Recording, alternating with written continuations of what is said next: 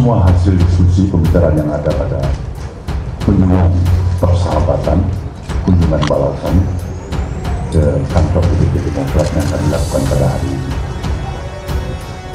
Tidak ada perbedaan apapun dari satu diskusi yang cukup intens tadi, mempunyai kesepakatan, kesepahaman, pandangan yang sama.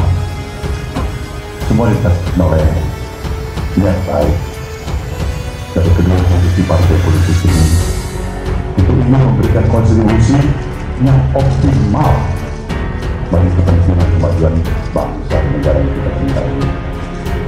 Sejatinya kita yang terus mengalami perubahan-perubahan sepanjang zaman.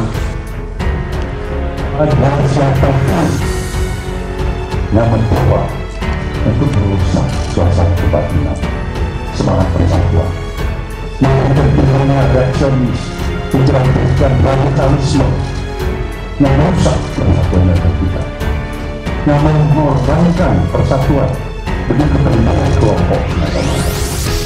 Bagi kami itu selesai. Artinya kita setback, mundur sekian belas tahun ke belakang, rugilah kita semua karena hak rakyat dirampas.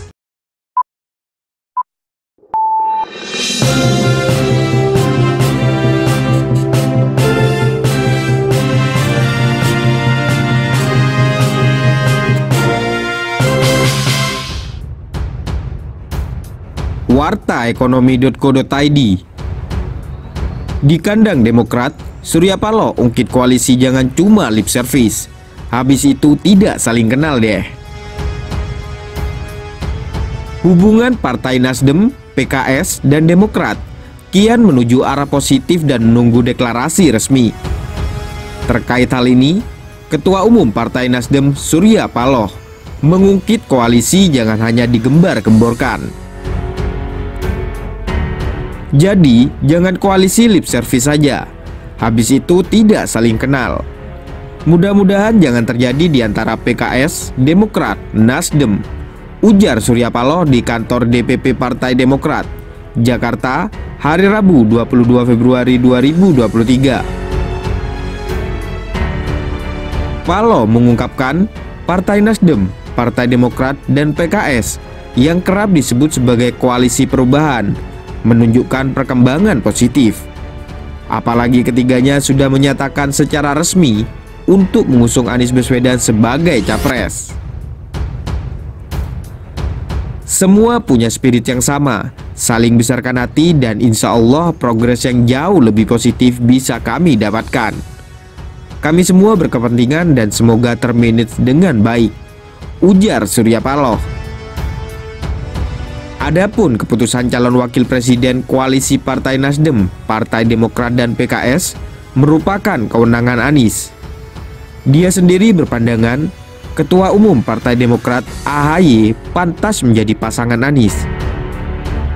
Dia melihat AHY sebagai sosok yang memiliki fisik dan pemikiran yang tepat untuk menjadi cawapres dari Anies. Namun sekali lagi disampaikannya, keputusannya berada di tangan Anies sebagai bakal capres. Dari awal saya katakan mengenai masalah pasangan cawapres dari sejak awal deklarasi, serahkan kepada capres. Nah, ini bagaimana? Kalau tanya pada pendapat saya cocok, ujar Surya Paloh. Partai Nasdem sendiri akan mengatur waktu pertemuan dengan PKS. Ketiga partai politik tetap terbuka dengan partai politik yang ingin bergabung dalam koalisi pengusung Anies. Kami juga yakin dan percaya masih memiliki optimisme yang kokoh dan kuat bahwa perjalanan pemilu pada 2024 yang akan datang, baik Pilpres maupun Pileg, akan berjalan dalam suasana yang lebih bersahabat, tidak mencekam, tidak menimbulkan ekses pada kestabilitasan, ujar Surya Paloh. Tidak merusak persatuan dan semangat kebersamaan di antara kita. Pilihan boleh berbeda, tapi cinta, sayang, komitmen pada persatuan tetaplah di atas semuanya, kata Surya Paloh.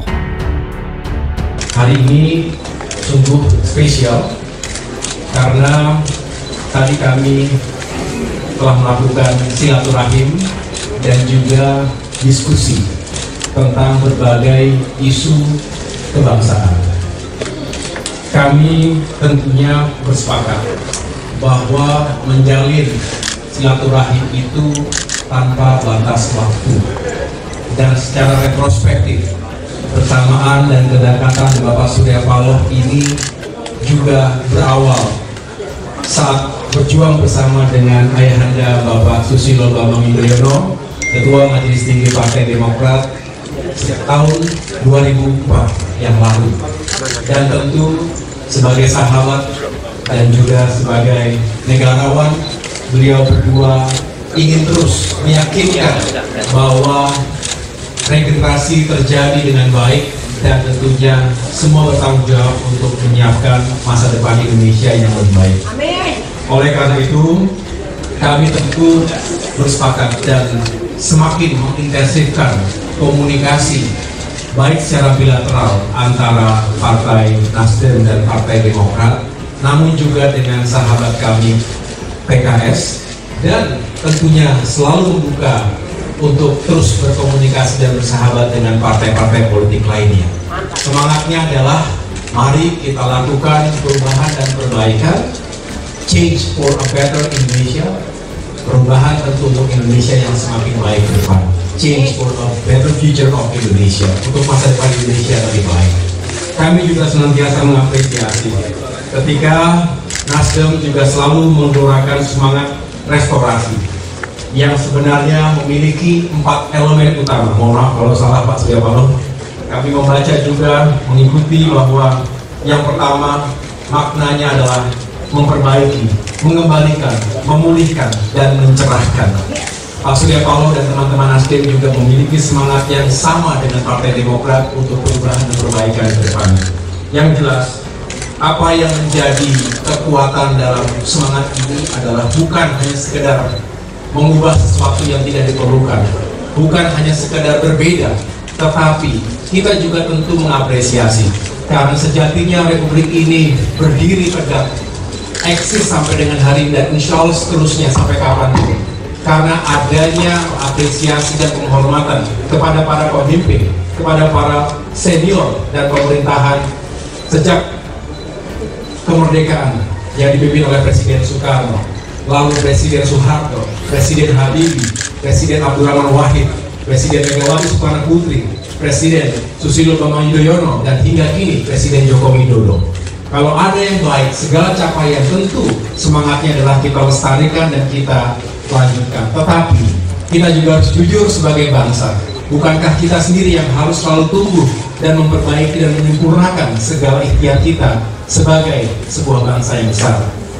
Oleh karena itu, sejumlah isu, terutama terkait dengan ekonomi dan kesejahteraan rakyat, keadilan dan penegakan hukum, serta demokrasi dan kebebasan berpendapat, seyogyanya harus menjadi perhatian kita seiring dengan upaya kita terus meningkatkan pembangunan sumber daya manusia Indonesia yang lebih maju lagi. Dan tadi secara khusus kami membahas, dan luar biasa Pak Surya Paloh ini mengatakan akan menjadi yang terdepan, dan kami akan menjadi yang terdepan, Nasdem maupun Demokrat, untuk menolak isu yang saat ini juga terus meresahkan, yaitu wacana sistem pemilu proporsional tertutup versus proporsional terbuka. Sejatinya kita yang terus mengalami perubahan-perubahan sepanjang zaman telah meyakini bahwa sistem pemilu proporsional terbuka adalah yang terbaik, yang relevan dan dibutuhkan dalam demokrasi semajemuk dan dinamis Indonesia ini. Kalau kita kembali lagi ke sistem proporsional tertutup, artinya kita setback, mundur sekian belas tahun ke belakang, rugilah kita semua karena hak rakyat dirampas. Pertemuan pada yang sore kita saudara semuanya, dan itulah seyogyanya semua hasil diskusi pembicaraan yang ada pada kunjungan persahabatan, kunjungan balasan ke kantor DPP Demokrat yang akan dilakukan pada hari ini. Tidak ada perbedaan apapun dari satu diskusi yang cukup tinggi tadi, mempunyai kesepakatan, kesepahaman, pandangan yang sama, semua dikasih oleh niat baik dari kedua institusi partai politik ini untuk ingin memberikan kontribusi yang optimal bagi kepentingan kemajuan bangsa dan negara yang kita cintai ini. Proses perjalanan politik tentu dalam sebuah sistem negara demokrasi tidak semua bersepakat dalam kesepakatan. Ada perbedaan, ada beda pandangan, beda pikiran yang melahirkan satu dan lain tidak bersepakat. Inilah hal yang perlu kami utarakan pada saudara semuanya mengenai masalah koalisi di antara Demokrat, PKS, Nasdem. Mas Ahaye sudah menjelaskan tadi. Saya pikir tidak ada perbedaan sedikitpun. Pada teman-teman semuanya kami mengucapkan terima kasih atas seluruh perhatian dan mengikuti terus-menerus proses daripada perjalanan ketiga institusi partai politik ini. Kami juga yakin dan percaya masih memiliki optimisme yang kokoh dan kuat bahwasanya perjalanan pemilu pada tahun 2024 yang akan datang, baik Pilpres maupun Pileg, akan dalam suasana yang lebih bersahabat,